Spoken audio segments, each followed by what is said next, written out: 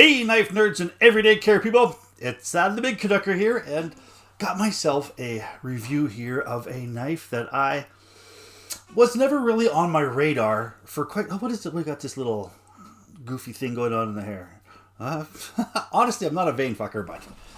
Anyways, I had this knife on my radar. Never had this knife on my radar. Come across a set of used ones, and new in box, but at a still a wickedly good price, and decided to sell a few knives and pull the trigger on this, because this is not something that I would normally just go out and spend a whole pile of whack of money on it. And believe me, they are a pricey knife, but I just decided to give one a try, and oh my goodness, I think I've got myself a new habit. I'm gonna right there, because these are awfully nice knives. In case you're wondering what I'm going on about, it is this. A Hinderer Eklipse, third generation, with a Spanto type blade. And wow, I have to say that I am incredibly impressed with Hinderer knives. So much so that I think I'm going to try to get myself either a ZT 0562, I think it is, or an XM18. I've got a buddy out in Ontario who picked himself out an XM18 3-inch. They normally come in a 3.5 inch with a natural, or a jade or natural scale, and it looks gorgeous. And I am so damn jealous. I have to, after getting this Spanto bladed Eclipse, I gotta get myself an XM18 somehow, by hook or crook, or trading something, or selling my body if I can. Anybody's looking for a slightly overweight 50-year-old guy, a lady, then I'm your man. All right, let's go to Tabletop and let's have a look at this bugger here. Now, before we get going here, just want to mention here, we're getting close to 1,000 subscribers, and please, if you like what you saw here, don't forget to push the subscribe button as well as the thumbs up, and don't forget to push the notification button. That gives you, anytime that I upload some stuff, that notification button will come right to you and say, hey, Big Canucker put something online. All right, so let's have a look at this here, and let's compare it against a couple of knives here. The first one here is a ZT 0562, which has got the 3.7 inch blade, and then of course we've got a real big staple here, which is your Spyderco Delica, which has got a sub 3 inch blade. And you can see here that this Eclipse is a fair size. It's coming in with a 3.5 inch blade, and I have to say, according to me, in my own opinion, I think 3.5 inches is the perfect size for EDC, at least in my needs. I know that, something here, if I'm out on a Saturday night with a set of slacks, I'm not going to be cutting anything big, a 3-inch or sub 3-inch blade is more than fine. But if you're doing some EDC tasks from work, I like to have that 3.5 inch blade.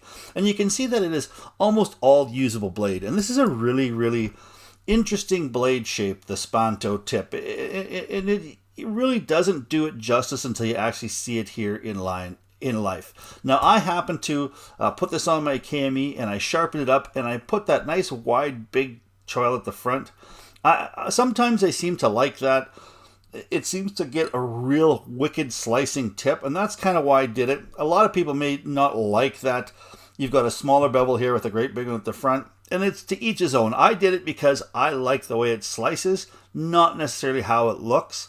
And on some of my knives here, like when I sharpened this one here, I kept the bevel the same all the way through, where you can easily widen the bevel on some of these here. Now, this here is a 4 mil thick blade stock, and it is a high hollow. Well, they say it's a hollow ground, but it looks like it's more like a saber ground with this Spanto, and it's got unique grinds in it. So this is probably not a very easy knife to grind out, because you've got a flat here, you've got a flat here, you've got a flat here, and you've got almost like a false edge on the top to give it that kind of spear point Spanto is what they call it. And I gotta say, the tip here, it looks like it's got some beefitude where it won't, sometimes if you jab into something and you give that little bit of a twist motion, you're not going to snap it like, say, something that's a little bit thinner all the way through. But it's still thin enough that you can do some real fine work on it. And I actually thinned it out just a little bit on that blade tip, just to make that even more of a kind of a slicer, because that's where I seem to do lots of cutting, was that real fine slicing cut, and I love that. Of course, you've got a great big guard here too as well, which is the flipper tab, and it is an awesome flipper tab. Now, the whole thing here, the handle length is 4.75 inches, with the entire thing being 8.25 inches long. So it is a fairly big knife. Now you've got yourselves a thickness here of about half an inch thick, and you can see that you've got a real big thick slab of titanium here with your frame lock.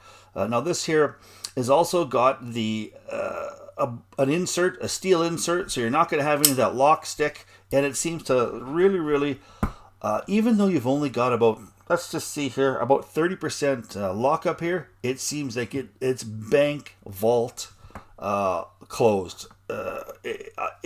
I've got no compunction whatsoever, no worries about this closing, and if I happen to actually jam this and it does fail for whatever reason, this nice big flipper tab is going to pinch on my finger there rather than close on any of my other fingers.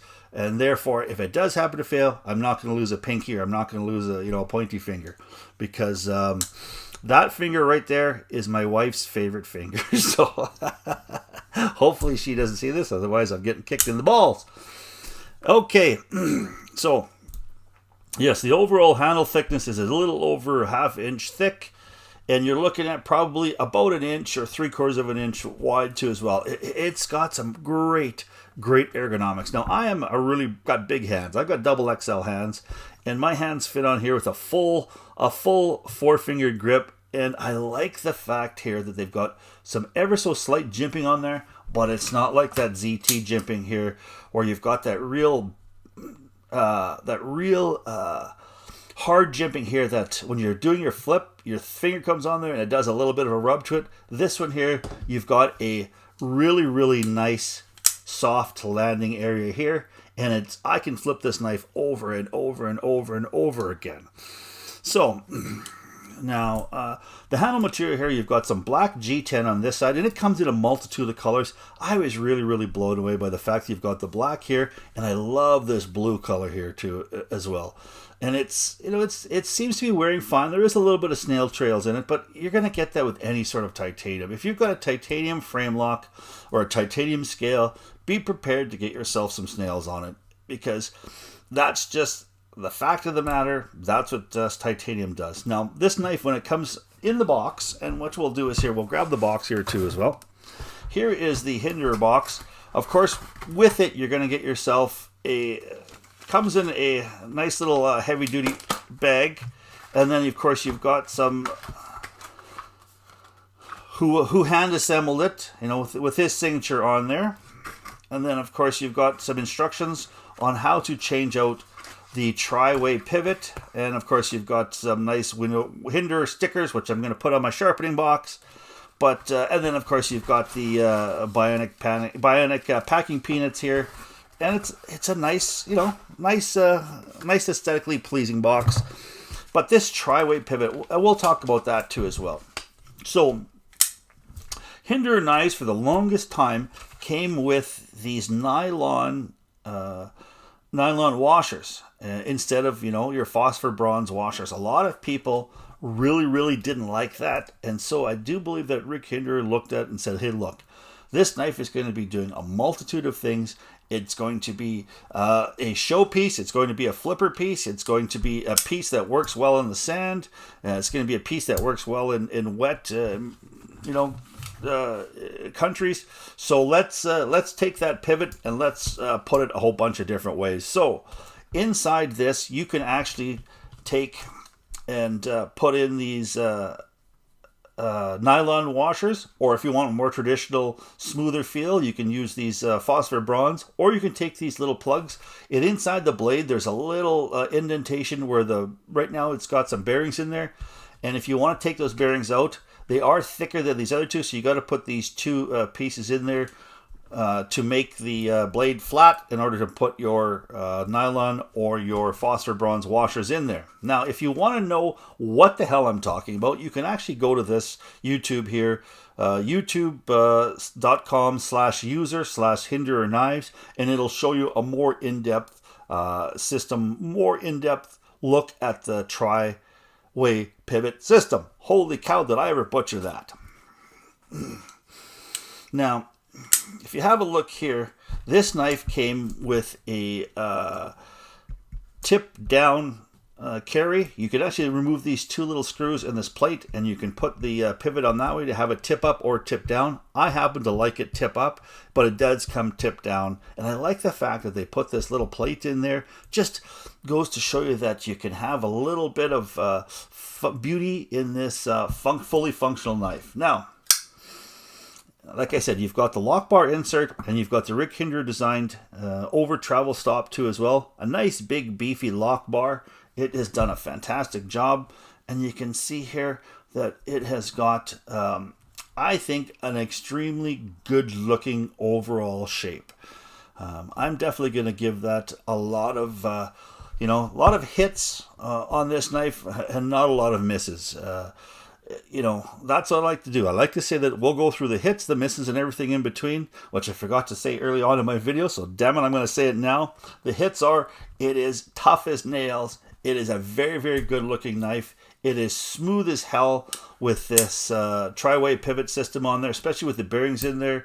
The titanium is absolutely gorgeous. The fit and finish was perfect when it came out of the box. The knife was completely, perfectly centered.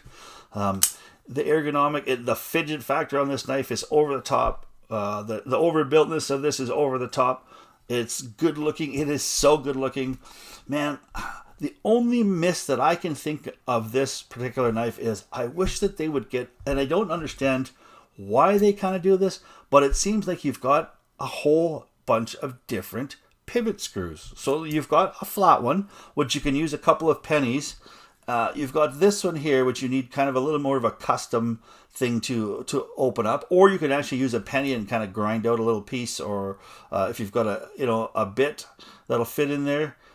You need some Torx and you need some Phillips, all in the same knife. I just don't get it. So you need 1, 2, 3, 4 different bits to disassemble this knife, and I think that's just a little bit ridiculous. I don't understand.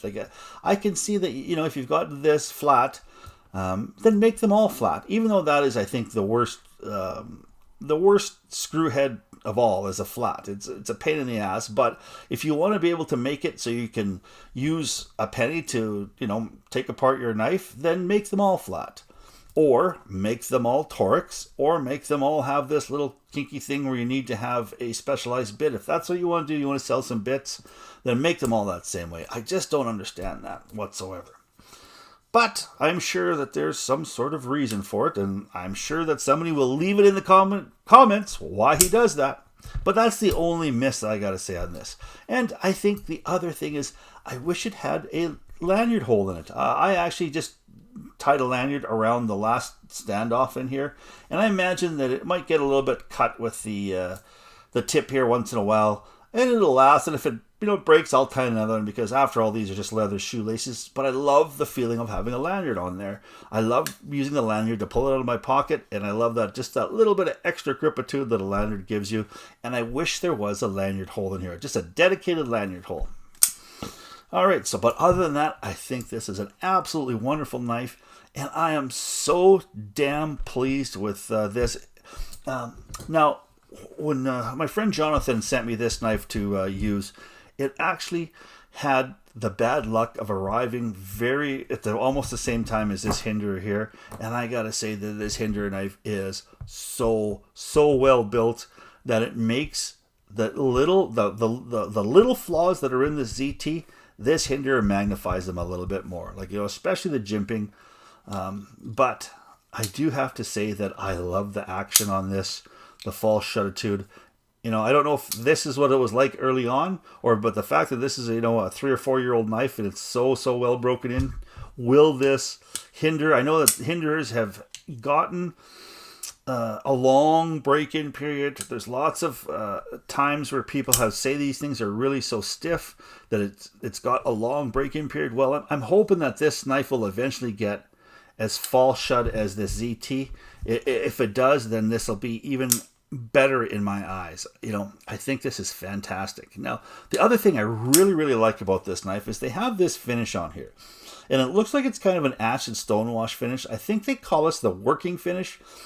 And so far, it hides, any sort of little tiny scratches, or you're cutting through some cardboard and you braid this blade a little bit. If you get a real shiny blade or even a black wash blade, sometimes you can get those scratches in there that show up, where this seems like it hides that, and it does a really, really good job. Now, this is, like I said, these are not inexpensive knives. These are $425 American, and I did not pay anywhere close to that. Thank goodness, even though this was new in box. But I have to say, and I was like, oh my goodness, who's going to pay that for, a Hinderer knife?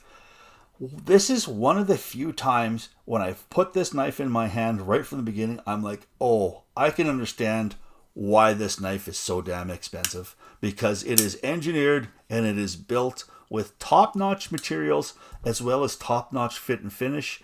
And I think that this is a knife here, properly looked after and even abused, will be a knife that I'll be handing down to my grandchildren. That's how well I think this knife is built, and I do want to get myself an XM18. I've got some knives here that I'm going to look at trading. If anybody has an XM18 that they want to trade for a couple of Spydicos or stuff like that, drop me a line, because I think I want to put an XM18 in my pocket or in my collection. Because if it's anywhere near as well built and as well ergonomically designed as this Eclipse, then hey, I'm on board. Rick Hinderer, you've just got yourself a brand new fan in the Big Canucker here. All right, so thank you guys so much for stopping by.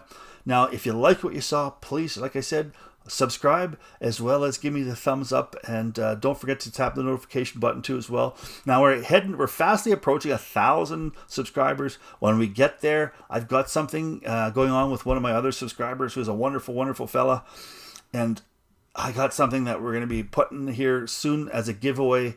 And it's going to blow your mind, the generosity of this fella. And I think if you haven't subscribed, make sure you subscribe now. Make sure you leave a positive comment. And damn it, if you see me in the street, don't forget to give me a big hug, because I love big hugs. Especially today, because today is my birthday. All right. Thank you so much. Keep your stick on the ice, the shiny side up. This is the Big Canucker saying adios.